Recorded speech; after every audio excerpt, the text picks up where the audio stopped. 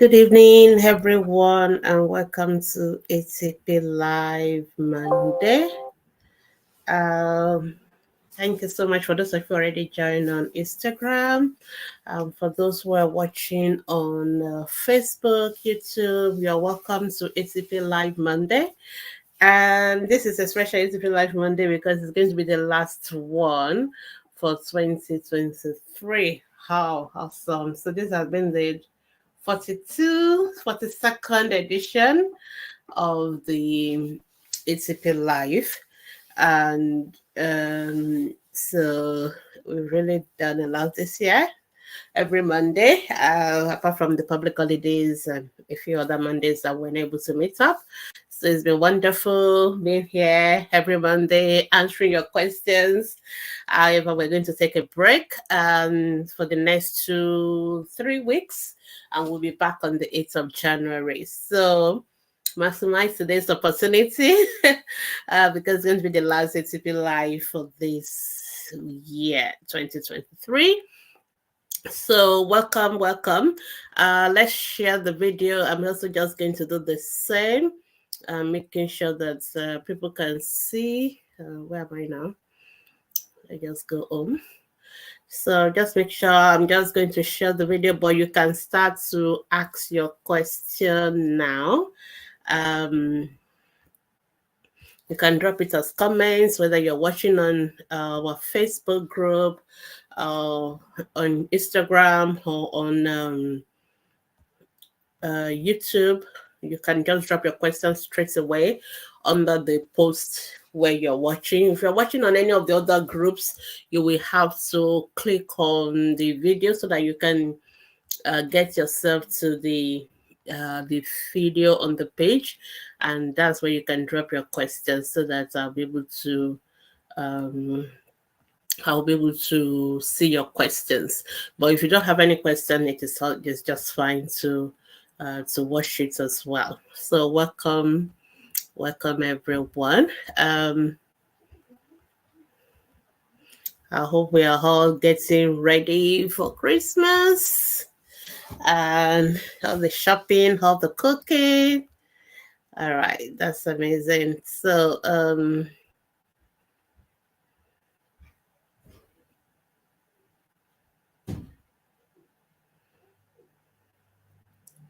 okay, I'm trying to share the video.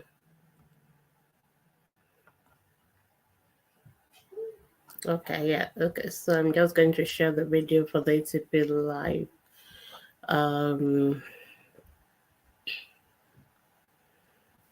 Okay, let me just go back.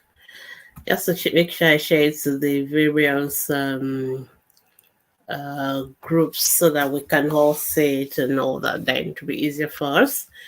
Okay, welcome everyone. Welcome to ATP Live Monday. This is a program where you can ask any question that you have about the health of your children, and we'll try and answer them in the next 1 hour. So I'm just trying to share the videos. Just give me a few more minutes to do that, and then we are good to go.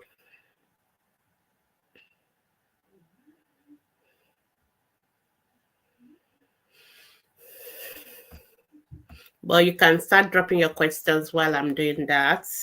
And you can also share the videos as well to your friends and to families, anyone that you know you'll be able to benefit from this program. You're welcome to share it with them.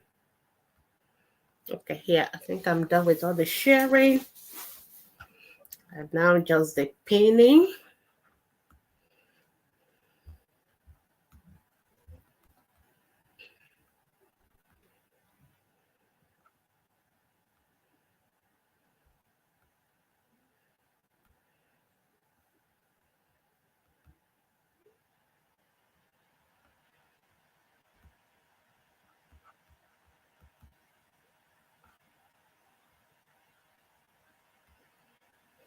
Okay.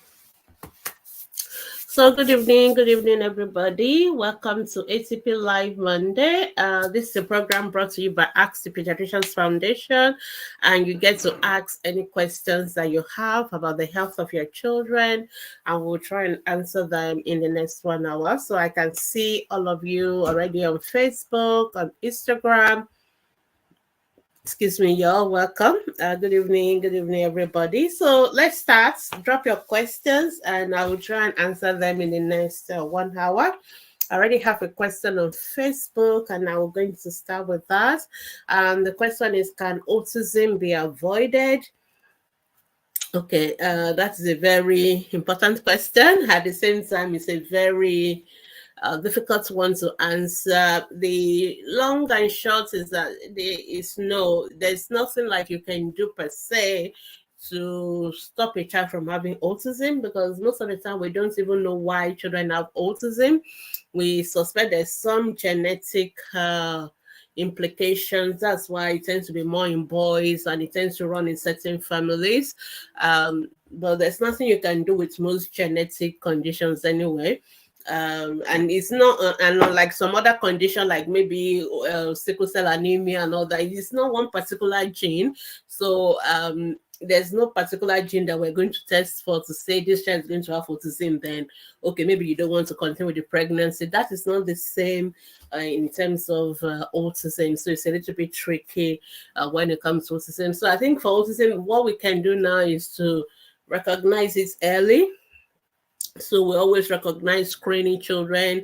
We have the modified checklist for autism in toddlers that is available online, and it is free. You just answer about 20 questions. You say yes or no kind of question, and based on those yes or no, depending on how many your child scored, we will be able to figure out whether the child is at risk of having autism.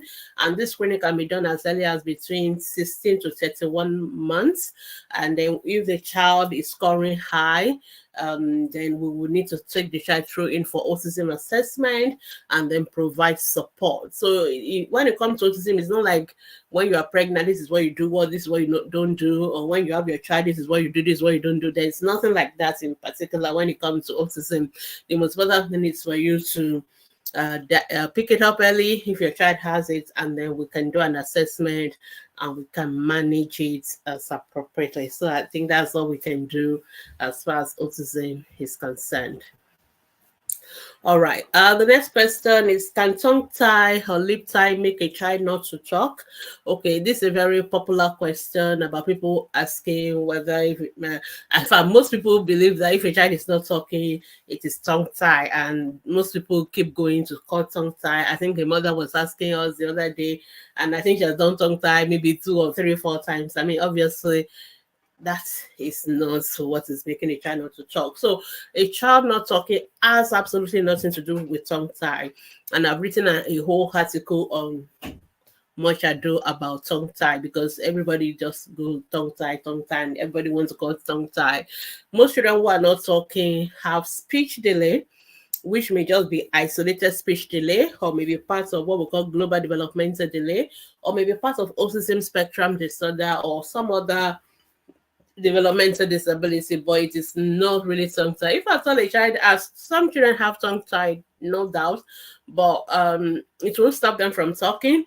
It may make their speech not to be very clear, but that is a child who is talking, not that is we can't hear a word at all. A child who is talking nonsense, what we call jargon or gibberish language, that is not tongue tied. That is a child who is not learning how to talk. But a child who is having tongue tie may find it difficult to pronounce certain words, and that is the issue. Not that they are not talking, not that they won't say any words at all, or they are talking jargon speech. So tongue tie, stop blaming tongue tie for a child not talking. If your child is not talking, what you need to do is to see a speech therapist, and then they can do a proper assessment for the child. All right. Okay, so I think I have some question on Instagram. I'll go there and I'll come back to Facebook. Okay, somebody is saying, how do I secure my kids from contracting chickenpox? The best way to protect your children from chickenpox is for them to have been immunized against chickenpox. So I did a whole teaching last week, Thursday, on chickenpox. So if you missed it, just go back to our Facebook or YouTube or any of those pages, and then you can listen to that presentation, both audio or video, whichever you prefer.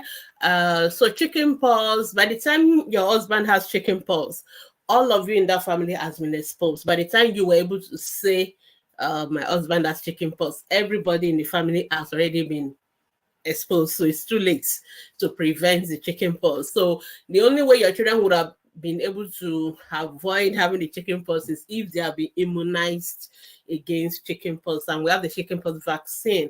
But even taking the vaccine now does not stop them from getting the chickenpox, because they've been exposed already to somebody who has chickenpox. So you just deal with it. I mean, you deal with it. Make sure your husband really has chickenpox, because it's not every rash that is chickenpox. But if it's really chickenpox, the chances that other people in the family are going to have chickenpox is almost 90%. So, but the good news is that chickenpox, most of the time, your children have good immunity and all that. It's just going to clear away within 1 week. So listen to my presentation last week on chickenpox for more information. So that is what Sue said. You have a 7-month-old who has not been immunized. Unfortunately, there's really nothing. Just hope that if you have had chickenpox yourself and you have passed in some your antibodies to your 7-month-old, your baby may still be protected, but as long as that child has been exposed, the child can have it, unless there are some immunity from yourself as a mother breastfeeding that is protecting the baby. But at least try and keep the baby and the other children away as much as possible from the father right now. Make sure you wash your hands frequently, limit the contact. But the truth is that most of the time they've already been exposed. So if they're going to have it, they are going to have it, and you will not be able to stop it. They are most likely in their own incubation period now. So everybody may just end up having it. Yeah, but if there are any issues, then you may have to come to the hospital. But like I said, most of the time, chickenpox is a viral infection. It doesn't require any medication per se. Most of the time, you just need to give the children like paracetamol if they have fever. You can apply calamine lotion if they have itching, and then just watch them over 1 week. Most of it should clear. So, but if the child has all the issues and the fever is not going down, they are very ill, struggling to breathe, or having consciousness level is affected, and all that is when you have to take them to the hospital for proper management. Sorry for me here. Okay, let's go on to the next question. Somebody said, thank you for your speech response. Okay, thank you. You're welcome. Please, what is isolated speech delay? Okay, isolated speech delay means the child's speech is slow, but there's no other developmental delay. Sometimes when children have development, we tend to group development into different areas. So we have gross motor, like walking, running, and those are what we call gross motor skills. So then we have what we call fine motor. That has to do with your hand, what they do with their hands, like how they hold toys, whether they can scribble, whether they can feed themselves with the hands and all that. We call those fine motor skills. Then we have the speech, communication, speaking, and also understanding. It's not just about speaking, it's also about understanding what other people are saying. Then we have what we call personal, social, interacting with other people, doing things for themselves, potty training, dressing up, and all that. Those are the different developmental domains that we normally talk about. So if a child's development is fine, some children may have, when they are slow across all the domains. So they are slow walking, they are slow talking, they are slow with everything. So we call that global developmental delay. But sometimes some children are not slow, they are fine with the walking, running, gross motor skills, they are fine with the use of their hands, they are fine with their social interaction. But the only thing that is slow or low is the speech and communication. So that is what we meant by isolated speech delay. So sometimes a child may be slow with talking and it's only the speech that is delayed, but every other area is fine. But sometimes a child may be slow with talking in addition to, so that slow talking is part of what we call global delay. Every area is delayed as well. The child is also not working at 18 months, is not doing this. So it is a global developmental delay. Or the child could have speech delay as part of condition like autism spectrum disorder. So there are different things. Even a child could have cerebral palsy and have speech delay. A child could have Down syndrome and have speech delay. So there are different ways by which speech can be delayed, but sometimes it is only the speech and nothing else. So that is the isolated speech delay. All right, so I'm going to say thank you, Dr. Gbemi, compliments of the season. God bless you and your team for all you do. Amen. Thank you too. Next person, I am a disciple of Atp Pediatrician. I follow your teachings to the letter. Well done. Transition to complementary reading was very easy, great, but it's not been the same with the new baby. Okay, children are always different. He prefers normal family food. That is normal. Okay. It takes very little quantity. It's not accepting any pureed food. I return back to work and I can feel it's not getting enough calories. So whatever the child likes to eat, just give more of it and do it more frequently. So if he's taking a link, so instead of giving a child twice a day, you may want to give every 2 hours. Just give as often as you can. And as the child gets better, they will be eating more. So you may want to go revisit the complementary feeding guide again. I know it's been a while, so you may want to make sure you refresh your knowledge, because puree family food, there's nothing like food is food. There's not like family food alone, pureed food or baby food. Food is food. Any food can be given to your child. Your child does not necessarily need to take a food as puree. It doesn't have to take it. You can take it as mash. You can take it directly like that. So there's no reason why it must be puree. That's the point I'm trying to make. The child can eat the food the way the child wants to eat. What matters is the quantity, is the different type of food that you're giving together, and is the frequency of giving the child the food. So those are the things you want to pay attention to. All right, so thank you, doctor. Thank you, you're welcome.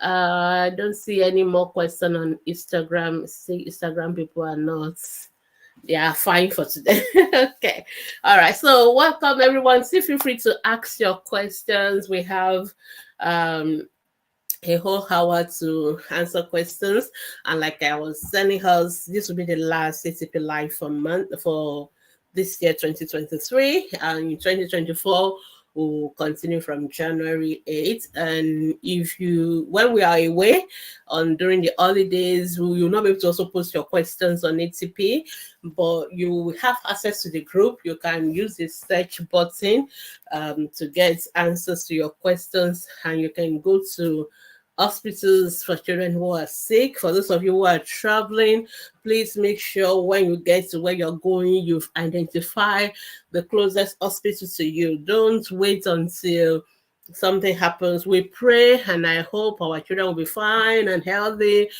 throughout the Christmas and the Yuletide. But please make sure you are prepared. You are very conscious of in case of an emergency. So be prepared. That's the Boy Scouts motto. Know where the hospitals are. Go with your usual first aid material, so that you have your paracetamol, you have your ORS, your oral zinc, common things that can happen. You are prepared to handle them before you travel. And make sure you identify the nearest hospitals to you, so that if there's an emergency, God forbid, but if there is one, we all know what to do, knowing how Nigeria is. All right, let's go on. I have a question from Amaka. Say, good evening, Doc. My 11-year-old daughter has pimple on her face. Do I need to use cleanser for her? I don't really think you need to use anything. I mean, it's part of the puberty. So usually at this age, they are releasing all sorts of hormones, and some of those hormones can lead to the pimples. The most important thing is hygiene. Make sure she wash her face regularly, wash her hands. Please tell her not to pop it. Just leave it alone. Most of them will clear. If it's really, really, really bad, like some teenagers do struggle with bad pimples, then you can see the doctors. We have some other way of treating it, but otherwise most of the time it should just be okay. It's a passing phase, and most of them will pass through that phase. It's part of puberty. I think the most important thing is to maintain hygiene during this period when the pimples are there, and to avoid popping them and all those kind of things. I know the tendency, the temptation is quite high, but that is the most important thing to do, to avoid popping it, and to just wash your face, keep the face clean, and keep the skin well moisturized. She'll be fine. There's no need for any extra or additional application of anything. All right. Okay. So I also was going to say that if you have any particular health topic in mind that you think, oh, I would like ATP to talk about in the new year, or I would like to know more about, well, I know that we've talked about quite a lot. Maybe there is still one that you felt you would like to also talk about. Feel free to send us a message either on inbox or directly as a post on our group, or send us a WhatsApp message on our WhatsApp number. I'd like you to talk about this in subsequent ATP hour or discussion on the ATP Facebook group, and we'll try and address them. I know we've talked about some things, but repetition sometimes is quite important, because we're having new people all the time, so we have to keep talking about all these things and keep reminding ourselves. So as usual, we always talk about immunization, we always talk about breastfeeding, complementary feeding. Those are our bread and butter kind of topics, but maybe there are some rare issues that you will love us to talk about. Feel free to let us know as well, so that we can plan for that in the new year. All right, let's move on. Somebody say, thank you, Doc. How can I know if a child has autism? All right, that's a very good question. It seems like there's so many questions about autism today. Autism, we usually celebrate autism in April 2nd, and so usually we do a talk on autism every year. But I will give you a link to screen your child for autism.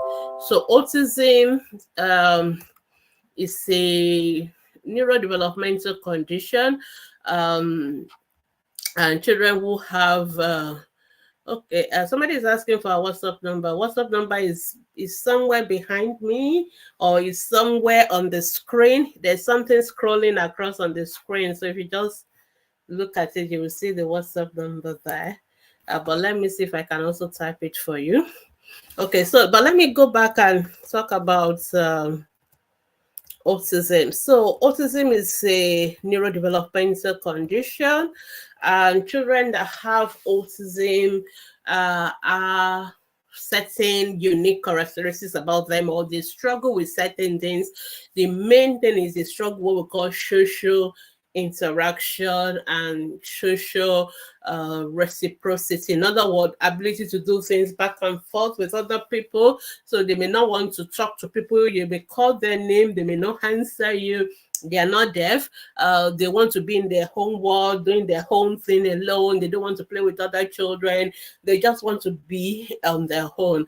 This is just a general thing. It's not like every child will be on their own, but all the children on those spectrum struggle with what we call social interaction. They also struggle with use of non-verbal form of communication, using gestures. So most children who are not talking, instead of, if they don't know what to say, they will point, they will use gestures. But children on the spectrum tend not to use gesture.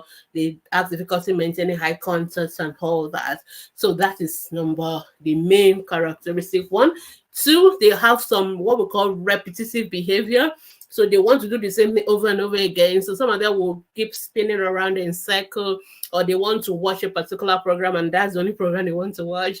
They are very resistant to change. They like to follow the same routine. They want to pass through the same way. You have to go through that same way, no other way. Or they are very specific with food they are eating. They are very fussy.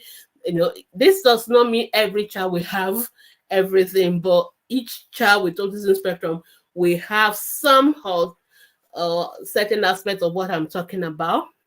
If they are doing something and it's time to leave, they may struggle with what we call transition and all that. Then some of them have sensory issues. They don't like loud noises. They don't like too busy, crowded places. They don't like maybe people touching them, or sometimes they actually like to feel things with their hands. Some of them always on the move, always. Some of them have this behavior that are unusual. They may be flapping their hands and all that, making some sounds over and over again, or they become obsessed with certain things. So some will always have to go around with one thing in their hands, or with a particular toy, or they have a particular blanket. That's the only blanket they will use. So they have all these kind of peculiar behaviors, what we call repetitive and restricted pattern of behavior, and then they also struggle with social interaction. So those are the difficulties that children on the autism spectrum have. So when you have a child who is on the spectrum, you will see some of these signs, okay? You begin to see some of these signs. You may notice that your child doesn't answer his name. They won't turn to their name, but they're not deaf. But if the cartoon that they love, maybe it's Peppa Pig or something, comes out, even if they are like 1 mile away, they will run down. So you know they are not deaf. So, but they just don't, they just ignore if they don't want to answer. And then you begin to see some of these attachment, obsession with certain things, and all that. It's difficulty with playing with other children and all that. So if you begin to see some of these signs, then you need to screen your child. I'll put in a screening link there on the we'll call it MChat, modified checklist for toddlers, for autism in toddlers. And if your child is scoring high, you have to take your child for a formal autism assessment. Let me start by saying that it is not everybody that can do autism assessment. It's not every pediatrician that is skilled or trained in doing autism assessment. And one of the challenges in Nigeria is because a lot of people don't know how to do autism assessment, because it's not like malaria that you're going to do blood tests. It is not like urinary tract infection that you're going to do urine tests.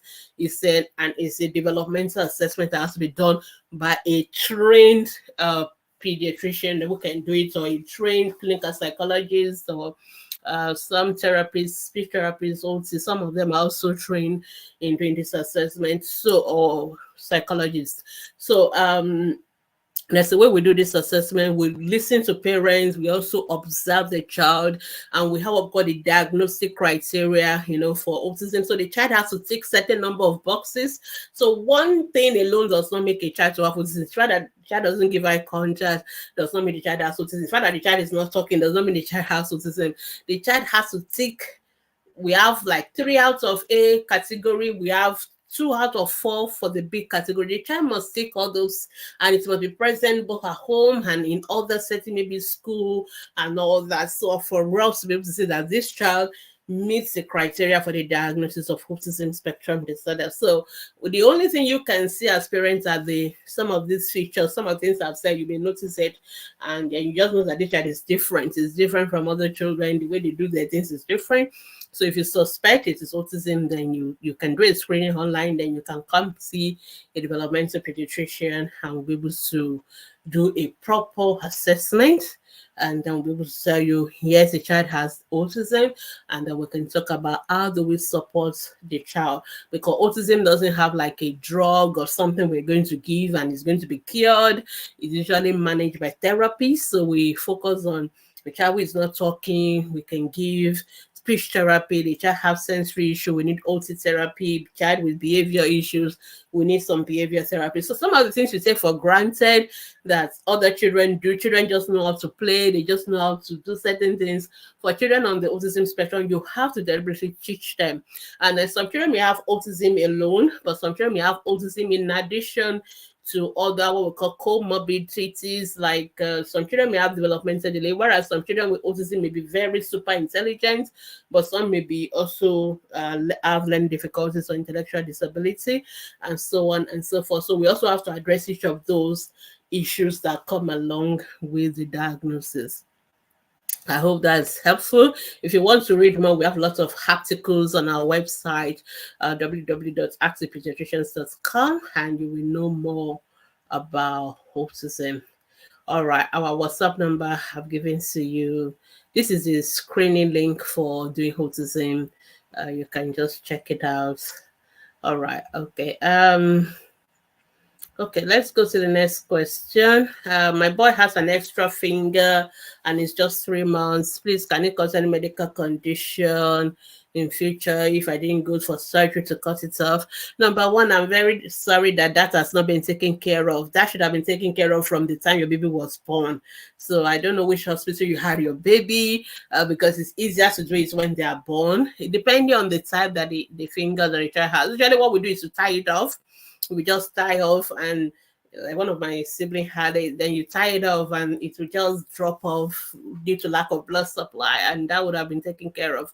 But it's something that can be operated as well. So just see your doctors. They can, usually most people are not comfortable going about with extra fingers, so we just cut it off, especially if it is, it's not serving any useful purpose. So we call it polydactyly. Your child has an extra digit. Most times there's nothing else. It's just one of those abnormal thing that children are born with, but doesn't cause any of the problem. But sometimes some children can have it in addition to some other malformations, the one that you cannot see with your eyes. So sometimes we need to check that there's also no problem with the heart, there's no problem with any other organs as well. And if there are, we can also deal with that as well. But most of the time, there's nothing else. It's just the extra finger, and we just take it out, and that is it. All right. Okay. Next question. Adeola Da Costa. Good evening. My daughter will be a year on 30th of December. She has 2 teeth up and down. I hope that is okay. It is more than okay. It is fine. Nothing to worry about. Thank you for this awareness. You're welcome. I guess that's awareness on autism. We seem to be having more and more cases of autism. We're not sure. Is it that we're actually having more children being born with autism, or is it that we are now more alert and aware of what autism is, and therefore we are now picking it up? Maybe it's children that people will not have even though this child is, all those words that people use, which I will not repeat, all those derogatory words that people use for children who have some special or additional learning needs. That's what people would have thought of, but now we're able to, parents are now more alert, because due to internet, due to awareness about this is a condition called autism. So maybe we're actually diagnosing it more, or maybe there are actually more children having autism. I think it's a mix of the two, really. But it's good to be aware of it and to get help. Lady earlier, the better. Okay, I think I've answered that. Okay, my 3-month-old kicking and squeezing herself and her legs when sucking. There's nothing wrong with that. Children can move their body. I think you must have asked this question before. I strongly suspect you must be a first-time mother. Those are the kind of first-time mothers question. I have no problem with that. I love first-time mothers. I'm always there for first-time mothers, and I have lots of resources for first-time mother. You may want to grab one of my FTM resources, FTM manual, FTM frequently, 500 frequently asked questions, all those kind of resources to be helpful. So babies move their bodies a lot. It's fine. I don't see anything wrong with that. Some of them, when they're sucking, especially if they are sucking in lots of hair, the hair moving kind of gives them some kind of discomfort. So they kind of squeeze their body when the hair is passing out, when they are fatting and all that. Is perfectly okay. As they get older and they're more aware of their body, those things don't bother them anymore. So nothing to worry about. Just make sure your child is not sucking in too much hair. So make sure you breastfeed the child before they start crying, and because each cry, gulping in a lot of air, and avoid bottle feeding, because sometimes when they stop bottle, there are always air in those empty spaces. And those are the ways, because it is the passing out of those gas that makes them feel uncomfortable, but it's not causing them any harm or any pain whatsoever. So it's nothing to worry about. Okay.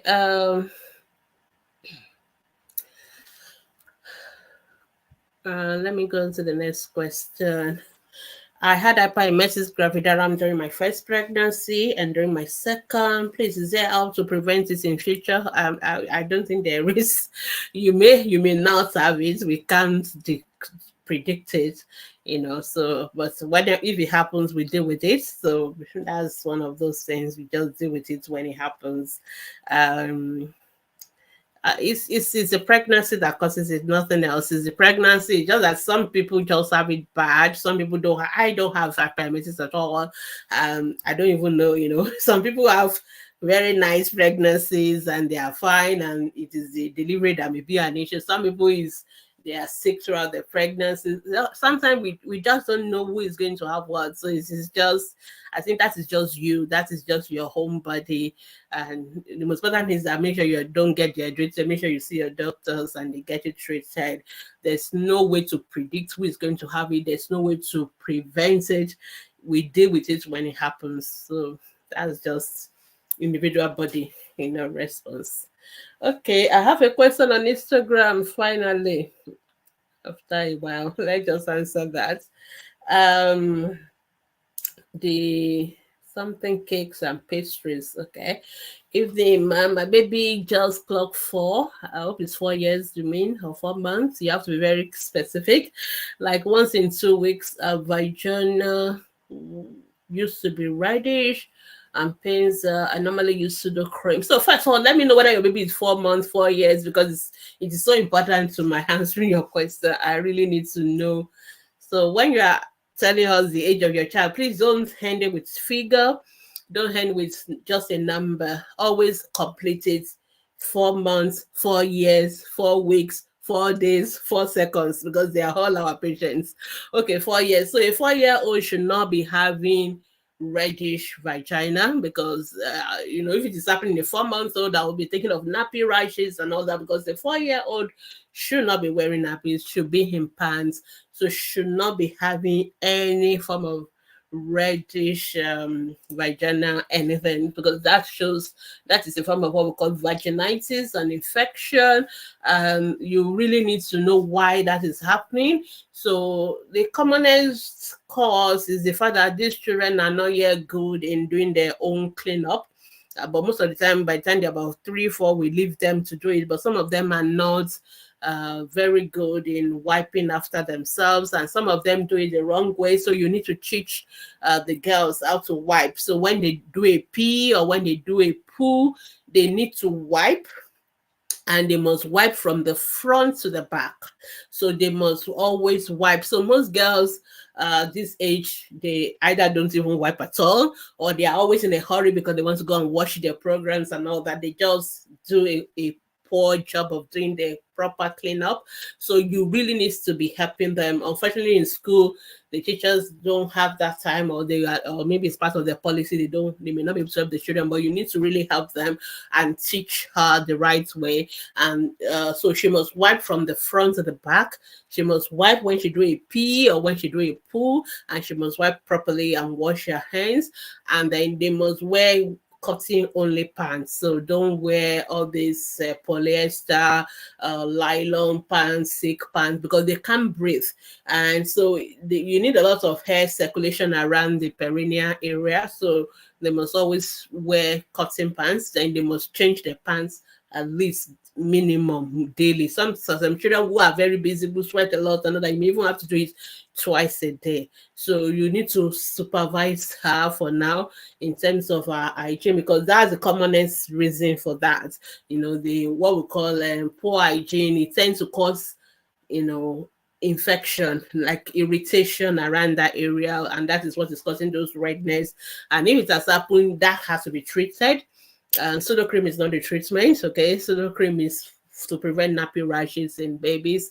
It is not the treatment for a child who already has an infection around the perineal area. You have to see a doctor. They need to give her antibiotics. But more importantly, let's focus on the prevention.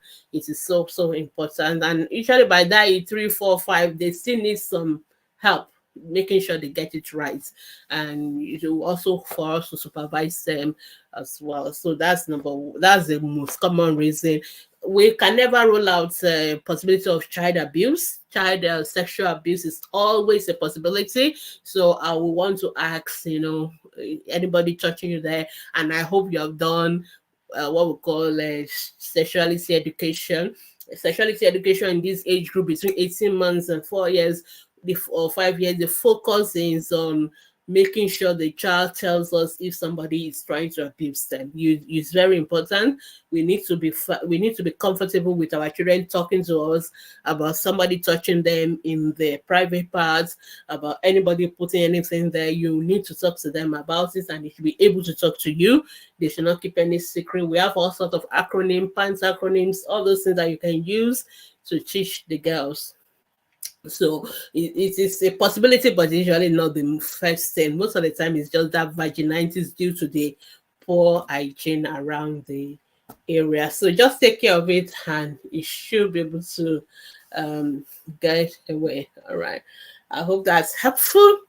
All right. Let's go back to Facebook. Okay, I think I've answered that one. Okay, pregnancy, we've answered pregnancy question. All right, somebody say my 2-year-old sway side to side with his feet. Sway side to side. He barely stands still. Should I be worried? Yes, I'll be worried. A 2-year-old should be able to stand and be... I'm not sure what you meant by sway side to side. Is it that when the child is walking, the child sways? Or are you saying that this child is not... is very busy child that is always fidgeting, always moving? Because there are two different things. It's a different thing if a child is not able to walk straight and is not steady and is just swaying, because I'm going to think of a neurological problem. But some children are just, if it's just that the child is very hyperactive, very busy, and is constantly moving and fidgety, that is a different thing entirely. So anyway, whichever way, I think I'll recommend that you get to see a pediatrician so that they can assess the child. So the most important is to make sure that the child does not have any brain problem, any neurological problem. When did this child walk? How old was he when he walked? Because that will also give me some context. And then, is he swaying when the child is walking, like walking to school on a normal day? Or is this something, and maybe not school, but at least walking anywhere? Or is this something the child does only when he's at home and he's busy running up and down and all those kind of things? So we need to have a context so that we'll be able to advise you. All right, so somebody said my child walked tiptoe. So when you're asking question, always start with the age of your child. Okay, so tiptoe walking has significance in a certain age group, in not in all age group. So tiptoe walking can happen when children start to walk, but usually by the age of 2 years, it should have stopped. So if your child is still tiptoe walking after the age of 2 years, we call it persistent toe walking, and that is the problem. And we need to be sure there's no problem in the brain. We need to be sure the child doesn't have autism, because it can also happen in autism. And so you need to tell us the age of this child, because we don't know which one it is. So we can't tell you whether it's normal or abnormal. All right. Somebody said, thank you for the clarification on autism. My baby of 4 months was given BCG the day I delivered her. Okay, I noticed there was no mark. Okay, anything to worry about?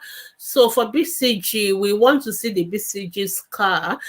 We normally check for the BCG scar at 6 weeks. The reason why we check for the BCG scar is to be sure that the child had a response to the BCG vaccine. And usually when the child has a response, they will have a scar. So unfortunately, some people don't give the BCG vaccine correctly, because BCG vaccine has to be given into the skin. It's an intradermal immunization. So when they give it into the skin, you should see the skin puff up or swell up like an orange skin. So if you didn't say that, most likely it was not given correctly. So we need to check first whether the child had a immune response to the BCG vaccine. So the first thing we need to do is to do what we call a mantle test. So if the child has been immunized correctly, but did not have a scar, but if we get a response to it, so the mantle test, we inject something into the skin of the baby, usually in their forearm, in the flexor surface of their forearm, and then we will see after 48 hours, 72 hours, whether there's a response. There's a response we expect for somebody who has been immunized. So we measure there's some thickness. The thing will swell up, will become thick. So we measure it. If it is up to the level we expect for a child who has had BCG vaccine, then that is fine. And what we do is we just give the child we don't need to do anything. But if we give that mantle test and the child did not have any response at all, or the response is less than that you expect for a child who has had BCG vaccine, then what we need to do is to immunize the child again. So we have to give the BCG again. But before we give the BCG again, we need to be sure the child is not already having tuberculosis. We need to be sure the child has not contacted tuberculosis. So usually sometimes we may do a chest x-ray, sometimes we just do a clinical evaluation. If we think the child is otherwise healthy but no response to the mantle test and the child has been given BCG vaccine, then we have to immunize the child again, because we live in a country, Nigeria, I assume you're from Nigeria, where tuberculosis is endemic. So it means a lot of people have tuberculosis. A lot of people are walking around with tuberculosis. So because of that, we need to make sure that we are protecting our children against the severe form of tuberculosis. And so that is what needs to be done. It is very, very important that that is done. And then you say my baby always fold her towel and usually drag any clothes around her to cover her face. Where there's no clothes, she drags the bed sheets. I mean, that's just a child playing. There's nothing wrong with the child dragging clothes. What you need to do is to give the child toys in his hand that she can, is it he or she, that she can play with. So just give her a toy. So at this age, 4 months, you should be able to have like rattles in their hands, something they can shake, something they can bounce on each other. That is what you expect from a 4-month-old. But the 4-month-old should not be folding the toes. So that folding of the toes could be is something that will be of concern to me, especially if it is all the time. The child is always folding the toes or folding the hands all the time. We call it feasting. We will be worried about that, because it may be a sign of something going on in the brain that is not okay. So if it is once in a while, that is fine. But if it is permanently folded at 4 months, we will be worried. So I want you to see your pediatrician so that they can do further assessment on that. So 2 more reasons for you to go see your pediatrician now. First, you have to do a mantle test to check whether your child truly has a response to the BCG vaccine. And secondly, they need to check that toe that is folding for proper evaluation. All right, let me go to Instagram. I'll come back. Miss Sherry, are there any home remedies for adenoids? There's no home remedy for adenoids. Adenoids either go by itself or we have to take it out if it is giving a problem. So adenoids are normal structure in the body. Every child has adenoids, okay? But some children have it so big and it's giving them problems. So those are the ones I guess you are asking about. So it is only when adenoid is giving problem that is an issue. So it can be causing what we call obstruction. If it's too big, it is narrowing the airway. The child will have what we call sleep apnea. They will sleep and forget to breathe, and that is dangerous because oxygen is not getting to the brain. Or you can get infected. They're always having throat infection all the time. More than 6 in a year, we have to take it out. So usually most children, the adenoid will grow big. Then after a while, it will start to shrink by itself. So by the time children are about 4 to 6 years old, adenoid should have shrunken, and it should not be an issue. But if it is still an issue for those children and it's causing recurrent infections and all that, it has to be taken out. There's no other remedy for that. But if it is not causing any problem and it's just big, or maybe it's just the child snoring, nothing else, we'll just watch it and hope and pray that it will, involutes, it will become smaller on its own. But if it is causing lots of problems, obstruction, infections, severe snoring, we have to take it out, and the ENT doctors will do it. I know most parents don't like surgery, but sometimes that's only solution that we have for it. Okay, you've asked your question about adenoids. I think I've answered them now. Okay, I just want to make sure I didn't leave out anybody's question on Instagram. Okay, I think I've answered Instagram people's questions. Okay, let's go back to Facebook. Good evening, Olayinka, Olayemi. Good evening, compliment of the season. Omoleye, Iludiran. Ah, wow, long time. Dr. Gbemisola, good to see you, ma. Good evening. My son is 6 months old, hyperactivity. So hyperactivity is a word that most parents use a lot, and boys especially, sometimes they can be very busy. So hyperactivity, is it a problem? It depends on whether it's causing a problem or not, okay? Some children are a little bit more boisterous than the other. It doesn't mean there's anything wrong with them. So, but we will worry about it if the teachers are also complaining about it. So usually when children are in school, the teacher expects them to sit still, they expect them to follow instructions and all that. So if your child in school, a 7-year-old, which is in maybe year 2 or year 3, is basic 2 or basic 3, is struggling to sit still, when everybody is sitting still, the child wants to move around, or the child is fidgety a lot, or the child is not able to follow instruction, is forgetting things, is forgetting instruction, is forgetting their bag, their bottles at school. Every time you have to forget everything and all that. Then we worry about ADHD, and then that child needs to have a proper assessment, again, by a developmental pediatrician. So it is not every hyperactivity that's a problem. It depends on whether it is really affecting. Usually it will affect the child education for us to worry about it. So it's not only that the child is hyperactive in school, the teachers are saying this child is making silly mistakes, it's not able to sit still, it's always fidgeting, it's not able to do things at the right time, complete their work and all that. Then that is when it has become a problem. But if the child is otherwise doing well, is able to follow instruction, he's just a little bit busy, we're not going to worry about that. So you have to decide whether it's which category the child is, so, and then we can decide. Can make teeth start wrong on? I'm not sure. You say it's not properly setting on the gum. Anyway, the best person to see is the dentist. Okay, like I would recommend just have ideally the dentist if you want to see your children. Once they are 1 year old, the dentist wants to see them, and they want to see them every 6 months. So I think just let the dentist have a look, and they will tell you whether they are happy with it or whether they want to do something about it. So that's the right thing to do. There are pediatric dentists in most of the teaching hospitals, most of the general hospitals that have dental departments. They'll be able to do that for you. It's not a big deal. Okay, so your son, okay, is it the 2-year-old? Your child work at 1 year, he works well, but just when studying, waiting for food or something. Okay, all right. Okay, so that is a different thing. So that would be a behavioral thing. Behavioral thing. Some children do what we call rocking. They rock on their feet, which is exactly what you are describing as swaying from side to side.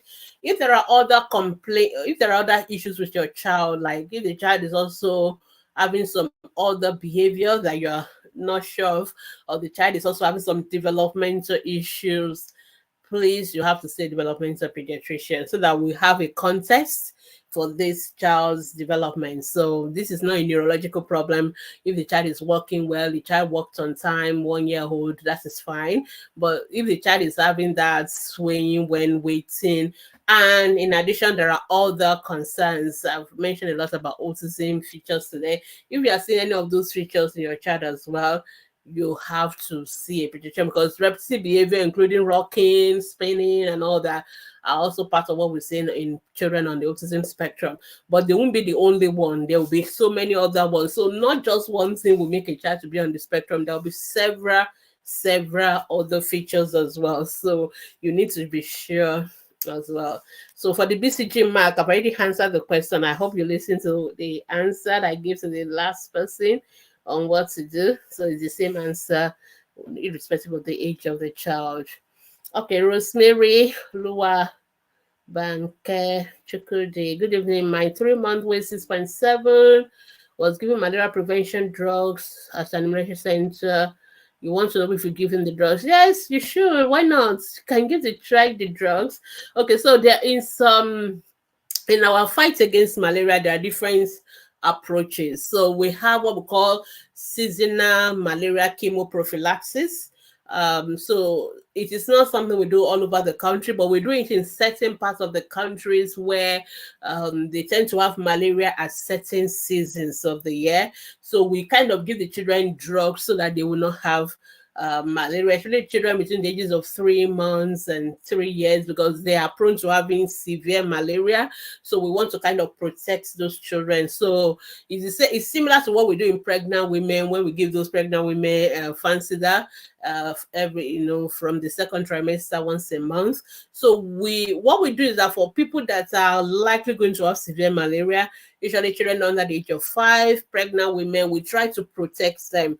And the way we do it is by giving them drugs to protect them against malaria. Hopefully, we're going to have the malaria vaccine as well very soon. So hopefully when we have the malaria vaccine, we may have to stop the chemoprophylaxis, but it is okay. So if they give you a drug in the health center to give to your child, it's okay to ask questions from the people who are giving you the drugs, but it's always okay to take it. Don't be scared of it at all. No, it is okay. It is part of all these programs we're doing, trying to protect our children against malaria. And because when children under the age of 5 have malaria, they tend to have severe malaria. So that's what we're trying to avoid in this scenario. Okay, so it's okay for you to give, and I hope they give you the leaflets and all this information they should have explained to you, but I know sometimes we we don't always do things right, but we should have explained all that to you in the health center, give you the information leaflets on what it is, which drug we're giving, what are the side effects to watch out for. For example, if your child is reacting to sulfur drugs, that child should not take that drug. But if you notice any rashes, please you stop and quickly get to the hospital. But most children will take it and they'll be fine. There's no reason for you to worry. Okay. All right. I think that's the last question I have. Also on Instagram, I don't think there's any more question. Okay. So we still have 3 minutes to go. So yeah, feel free to ask any question in the next 3 minutes. But I'm also going to be doing my farewell talk now to say that this is going to be the last ATP Live Monday for 2023. And it's been a pleasure. It's been an honor to serve you for the last 12 months. But we'll be on break. We'll need a break as well. Self-care. We have to protect ourselves so that we can enjoy the holiday with the family. All right. So we'll not be around for the next 2 weeks. 3 weeks actually, till January 8th. So enjoy the holidays. I have a question on Instagram. My 2-year, 2-month-old prefers to walk on her toes most of the time. That is not normal. I was just answering that question for somebody who was asking earlier. So a 2-year-old should not be walking on their toes. So when children start to walk from age of 1 year, they can go on their toes and it's fine. But by age of 2, we expect it to have stopped. If it has not stopped, it is called persistent toe walking. It could be a sign of a neurological problem. It could be a sign of autism. We need to check that there's nothing wrong. So that child has to see a pediatrician. Yeah, okay. So yeah, okay. So it's good that if you tell the child will follow instruction, that's good. But I will really, really recommend that you get a doctor to check the child. And sometimes let them wear shoes. Children will wear shoes. Sometimes they don't go on the toes. So yeah, okay. You ask whether you should not be worried. It's not like you have to worry so much, but I will really, if it's something that is specific, because your child is already 2 years, 2 months old, I think it's best to have it checked out. And especially if there are other concerns as well. But since your child is able to correct, it's like you can stop if you remind her. That's good. So try and remind her more often. But more importantly, just be sure there's nothing else going on with the child. Okay. All right. The last few questions. Thank you, Rosemary. You're welcome. China's there is a good evening. My 1 year 6 month old is running temperature. I give him Panda. What should I do again? First, did you have a digital thermometer? China's did you use a digital thermometer? Please use it and let us know how high the temperature is. Normal temperature is 36.5 to 37.5. Always recommend that you use the thermometer if your child is hot, because your hand is not always reliable. That's why we have a thermometer as an instrument to be objective. Then the dose, what dose of Panda did you give? Because if I remember correctly, Panda is the drops one that is meant to be given to newborns. So, or is there the proper syrup one that you gave? And what dose? The dose you give depends on the age of your child. So you have to make sure you give the right dose. And if the fever persists, you can give paracetamol every 6 hours. So that's about 4 times a day. You can repeat it. But more importantly, we need to know why your child is having fever. So fever can be due to malaria, it can be due to other infection, both viral, bacterial, fungal. There are so many causes of fever. So what we normally do is that do your paracetamol, give a cool bath, do all those ones for the first 24 hours. But if the fever is very high, like 39, the child is still very ill, not eating, vomiting, all those other symptoms, you have to take the child to the hospital so that they can do a proper evaluation, so that we know what is causing the fever. Please, let's not, one of the things we should not be doing in 2024 is treating every child for malaria just because they have fever. I think somebody was even asking me how often should we, okay, yes, that was yesterday's question I was answering. How often should we be treating our children for malaria? So some people treat their children for malaria every 3 months, some do it every 6 months, some do it every 1 month. So please don't let that one end with 2023. We should not carry it on to 2024. Don't give children anti-malaria just because they have fever. Malaria is not the only cause of fever in children. And so if a child has fever, we want to know why first. And we can do malaria tests so easily. If you go to most hospitals, they will do a what we call a rapid malaria test, and you will have the result within 30 minutes. So they will now know, oh, it is malaria. Yes, we can treat if it is malaria. But if it is not malaria, we don't have to punish the children with anti-malaria. Okay, so let's not. And the problem is that sometimes we just think it's malaria, we treat malaria, and then we don't go to the hospital. Your child can have urinary tract infection, you can have ear infection, you can have throat infection, you can have several different kind of infections. But if you are just treating malaria and we're not treating the real thing, then the children, it's not good. Okay, so that's what doctors do. Doctors check. We check the hairs, we check the throat, we check the urine, we check other things. I know some doctors don't, but that's what we should be doing. Okay, so let me just qualify that, because some of you say, oh, the only thing they always do is to treat my child for malaria. That's not appropriate. We need to check as well and check for other causes of fever and treat whichever one we think is causing it, but we should not just always assume it's malaria. I think we should even do some basic blood tests, do the malaria test, do the full blood count, at least do urine test, and then we can now say, okay, yes, this is what it is. And then some don't even need treatment. Like if it's a viral infection, we don't need to give any drugs and the child will be fine. All right, last question before I round off. I am a first-time mom. My 3 months old do have fever after immunization. It is normal for babies to have fever after immunization. It's one of the side effects of immunization. What you need to do is to just give them paracetamol. Yeah, for 3 days is fine. It will stop. I'm not on ABF. What dose of Panda can I give your 14 weeks old baby? So the dose of paracetamol you give depends on the age of your the weight of your child. So you have to tell us the weight of the child, and then we can calculate the dose. But your child, if your child already taking the 14 weeks immunization, your child is fine. You don't need to give paracetamol again. And the next time your child is going to take immunization, which is at 9 months, the weight of the child would have changed and the dose would have changed again. So what you can do is before you leave the hospital, always ask them what dose of paracetamol should I give this time around, because they can tell you based on the weight of the child, or just follow the on the paracetamol syrup, whatever the bottle or the pack, they always say this is so age to so age, give so amount, this is so age to so age. You can still use that. It's not a perfectly accurate measure, but it's still close enough, so it's okay for you to use that. So just go with that.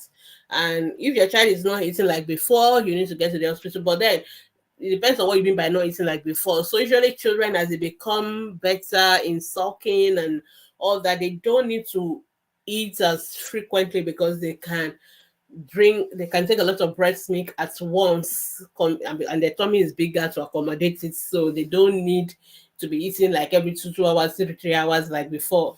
They are more efficient. So it depends on how much your child is taking. We recommend you do exclusive breastfeeding. And if you're not doing exclusive breastfeeding, the tendency is that if you're doing both the breast milk and the bottle, you also need to be careful you are not doing too much. Because so when you say your child is not eating as much as before, you have to be conscious of the fact that you are giving breast milk, you are giving bottle, and you need to know how much of it your child is taking before you go and overfeed the child, because too much of everything, obviously, we know is not good. So we need the weight of your child to tell you the dose of the paracetamol, and we also need, when you say not eating as before, we need to know how much exactly you're giving before we say, oh, do this, and then we end up actually making things worse. All right, okay. Formatted baby, tits and neck to one side. That is, we call it torticollis. It is not normal. The neck should be in the middle. It should not be on this side. So you may want to get the doctor to check, check that there's no problem with the neck muscle or any problem that can be causing that. And if there is, they can address it once and for all. Okay, so the first user who asked about the 3 months old baby, I was thinking you're going to update us about the weight of your baby and the age and all that, but you can always post your question on our Facebook group anyway. So thank you so much, everyone, for joining me today, and for those of you who have been joining me all over the time since the beginning of this year, January. It's awesome to be saying thank you today. It's been an awesome journey. We'll be back and better in 2024. I want to use this time to wish you all a very, very, very Merry Christmas and a very, very prosperous 2024. You still have opportunity to ask your questions till Saturday. So if you have any questions, head over to Ask the Pediatricians Facebook group or ATP family and post your questions there. We are going to still be answering your questions this Saturday. But after, from Sunday, we're going to be saying goodbye to you for 2023, and we will see you on the other side of 2024 by the special grace of God. And I pray that all our children will be healthy during the holiday season, but please know what to do. Our group is always open and it's full of resources. I doubt there's any question anybody is going to ask that we have not answered before, in a little bit of shade of it at least. So feel free to search. So if you want to ask question about fever, for example, just put fever in the search box and click search, and the answer will come. Or if you want to know about breastfeeding, just type breastfeeding, the answer will come. If you want to ask about circumcision, just type circumcision. You will see a lot of posts on that circumcision, and the answer will come. We also have our podcast, we have our YouTube channel, we have our website. They are all full of resources, and you can always access all this information. Our vision is to always make sure that we empower you as parents, as our very, very important stakeholders when it comes to the health of our children, to make sure that we empower you to raise healthy children. We are very committed to the health and the welfare of our children. And thank you to also those of you who have supported us financially for the ATP First Aid Project. I'm glad to see some of you telling me also they were in my school today, they were in my children's school. And the online access is also available for everybody. You can download yours online as well. We'll hope to continue in the new year, and we hope you will think of supporting us to reach more Nigerian students for the new year. So thank you so much, everyone, and I will see you next year by the grace of God. So then, have a wonderful holidays, and it is bye from me. Bye-bye.